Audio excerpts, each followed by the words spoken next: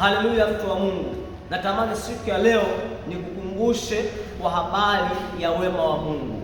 Ikafika wakati Musa akatembea na Mungu nyakati zote.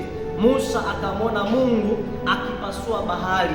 Ikafika wakati Musa akamwona Mungu akitoa maji katika miamba, lakini Musa akaona jambo moja bado hajaliona katika maisha yake. Ni kama vile wewe ambavyo umemwona Mungu akitenda mambo mengi katika maisha yako, lakini unaona kuna jambo moja bado Mungu hajafanya katika maisha yako.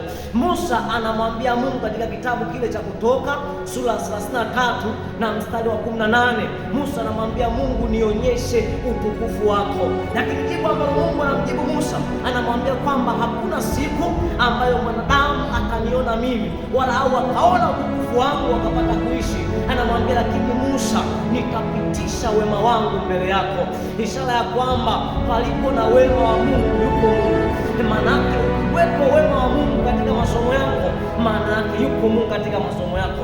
Ukiwepo wema wa Mungu katika familia yako, maana yake yupo Mungu katika familia yako. Palipo na wema wa Mungu, yupo Mungu katika maisha yako. Natamani wema wa Mungu kutangulie katika maisha yako.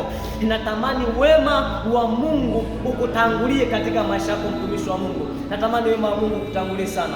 Palipo na wema wa Mungu, yupo Mungu. Yawezekana unapitia changamoto nyingi sana, lakini palipo na wema wa Mungu, yupo Mungu. Mungu akubariki sana mtumishi katika Kristo Yesu mwaminifu. Palipo na wema wa Mungu, yupo Mungu. Barikiwe sana.